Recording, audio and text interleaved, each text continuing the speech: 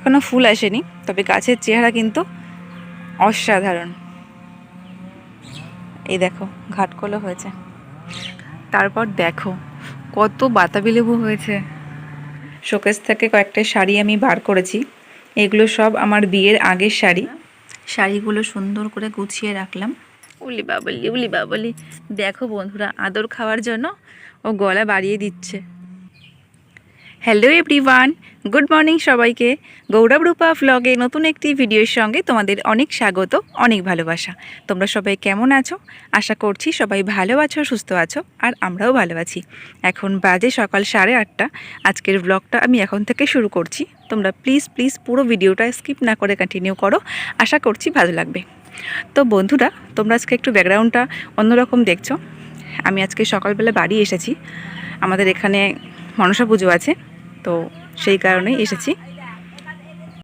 তো দেখো বন্ধুরা, এই হলো আমাদের বেগুনের জমি। তোমাদের নিশ্চয়ই মনে আছে, যারা আমার ভিডিও দেখেছিলে, জামাই ষষ্ঠীর সময় বেগুন গাছগুলো একদম ছোট ছিল। তো দেখো কত সুন্দর বড় হয়ে গেছে বেগুন গাছগুলো, আর কিছু কিছু গাছে ফুলও এসছে। পাশে একটু আওয়াজ হচ্ছে, প্লিজ তোমরা একটু ম্যানেজ করো, গাছ কাটা হচ্ছে তো তার জন্য একটু আওয়াজ হচ্ছে। তো এই হলো আমাদের বেগুনের জমিটা, দেখেছো কি সুন্দর ফুল ফুটেছে। বেশ অনেকটা জায়গা নিয়ে বেগুন বাবা লাগিয়েছে, এই দেখো। আর এদিকে একটা লাইন পুরো ভেন্ডি, দেখো ভেন্ডি গাছগুলো কত সুন্দর। এই লাইন বরাবর সবটাই ভেন্ডি। ভেন্ডি গাছগুলো খুব সুন্দর হয়েছে, এখনও ফুল আসেনি, তবে গাছের চেহারা কিন্তু অসাধারণ। এই দেখো ঘাটকোলো হয়েছে। বাড়ি আসলে না মনটাই ভালো হয়ে যায়, একটা অন্যরকম ফিল হয়। তো যাই হোক, আর ও পাশটাই হয়েছে বরবটি। বরবটির গাছগুলো বেশ মাচায় উঠে গেছে। তো চলো ও পাশটাতে যাই, তোমাদের সঙ্গে একটু শেয়ার করি। আর বন কাঁঠাল কিন্তু শেষ হয়ে গেছে, ওই দেখো জঙ্গলের মধ্যে গাছটা। তো চলো, আর আমি একাই এসছি সকালে, তোমার দাদাভাই বাড়ি এসেছে, ও বিকালে আসবে। বললো তুমি যাও, আমি পরে আসছি। সকাল সকাল আমি চলে যাব, জামাই মানুষ, তো তুমি যাও, আমি বিকালে যাব। তো আমি চলে এলাম, ও বিকালে আসবে। এই দেখো বন্ধুরা, এই হলো আমাদের বরবটি। আমি এক চাষি, আমাদের বাড়িতে তো কি বলো তো, ওটা তো মানে আমরা খাওয়ার জন্য করি, মাটির বরবটি। আর বাবা তো এটা চাষ করার জন্য মানে বিক্রি করার জন্য লাগিয়েছে। গাছ কিন্তু বেশ ভালোই বড় হয়ে গেছে, এখনও ফুল আসেনি। ওদিকে দেখো পাটটাও কিন্তু বেশ বড় হয়ে গেছে, এই দেখো। এখান থেকে একবার তোমাদেরকে পুরো জমিটা দেখাই। এই দেখো খুব সুন্দর লাগছে বেগুনের জমিটা, যাক ভালো হলেই ভালো। গাছে দেখো কত পেয়ারাও হয়েছে, আমি বাড়িতে নেই, কেউ খায়ও না। দেখেছো কি পাকা পাকা পেয়ারা, আজকে সব কটা পেয়ারা পেরে ফেলবো। তারপর দেখো কত বাতাবি লেবু হয়েছে, যাওয়ার সময় নিয়ে যাব। প্রচুর লেবু হয়েছে দেখো। আর আমাদের এই লেবুটা না একটু আগে আগেই পাকে, এই শ্রাবণ ভাদ্র মাসেই পেকে যায়। দেখো সব হলুদ হয়ে গেছে। যখন বাড়ি যাব কয়েকটা নিয়ে যাব, ওই বাড়িতে সবাই একটু লেবু খেতে ভালোবাসে, অ্যাকচুয়ালি টক জিনিসটা ওরা ভালোবাসে, আর আমারও বেশ ভালোই লাগে। তো যাওয়ার সময় নিয়ে যাব। মালতী, মৃদুল, মালতী, মালতী, ঠিক আছে খাও। মিতুল আয় আমার কাছে, আয় আয়। যা কাদা, আমি কি করে যাই বলতো।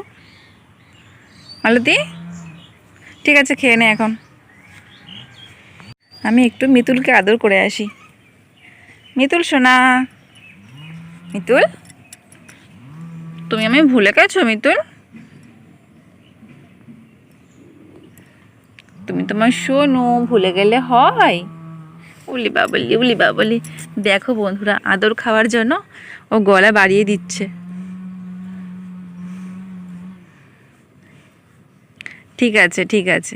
ওলি বাবালি ওলি বাবালি, আমার সোনাটা।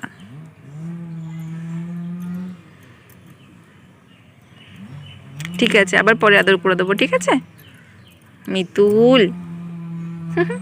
ঠিক আছে, মাথা তোলো। দেখো দেখো বন্ধুরা, আদর খাওয়ার জন্য ও পুরো মাটির সঙ্গে মাথাটা মিশিয়ে দিয়েছে।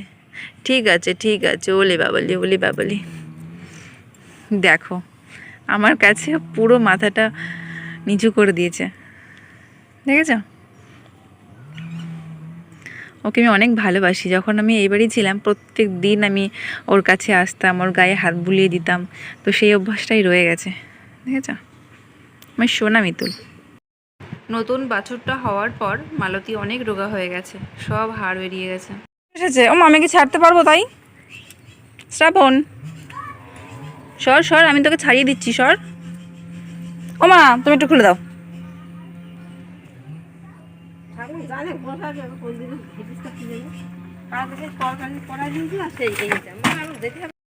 ঘোষ এসে গেছে আর আমিও পুজোর দুধটা নেওয়ার জন্য দাঁড়িয়ে আছি।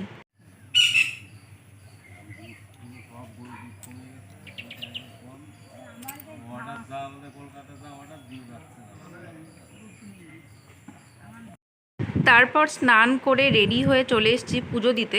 পুজো এখানে প্রায় হয়েও গেছে। তো বন্ধুরা, তোমরা দেখলে আমার পুজো দেওয়া হয়ে গেছে। এইমাত্র বাড়ি এলাম। মন্দিরটা আমার পিসির বাড়িতেই, অল্প একটু দূরে। দেখো প্রচণ্ড গরম লাগছে, ঘেমে তো পুরো জল হয়ে গেছি, তার উপর পরেছি শাড়ি, গরম তো লাগবেই। তো এবার চেঞ্জ করব, তারপর কিছু খেতে হবে। এবার প্রচণ্ড খিদেও পেয়েছে। আমাদের বাড়িতে আবার আজকে রান্না করতে নেই, পুজোর আগে উনুনও ধরায় না, তো পুজোর পর রুটি তরকারি মানে ভাত ছাড়া সব কিছুই হয় আর কি। তো এখন জল দেওয়া ভাতটাই খাবো, তারপর দেখি মা কী রান্নাবান্না করে।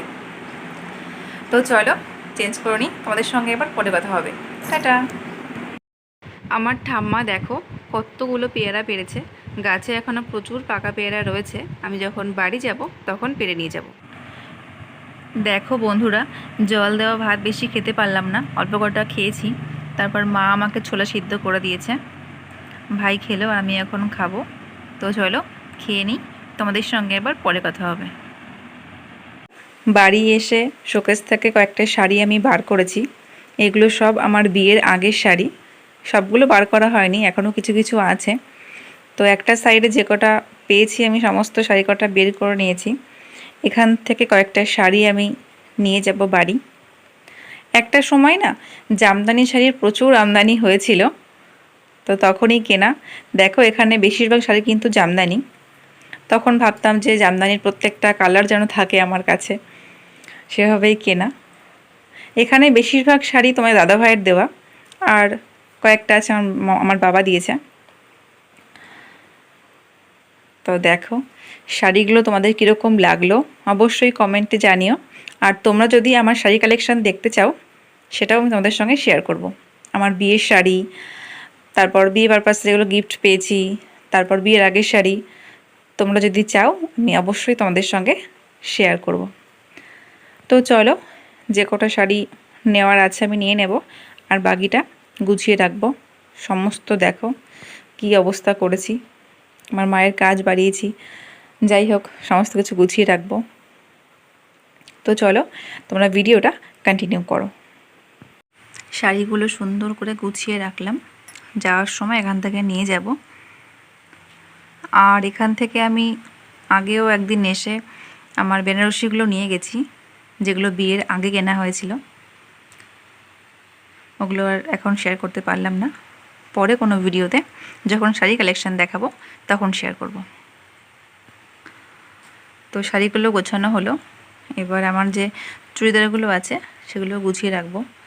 মার একার পক্ষে সম্ভব হয় না, তো যখন এসেছি শোকেসটা সুন্দর করে গুছিয়ে দিয়ে যাই।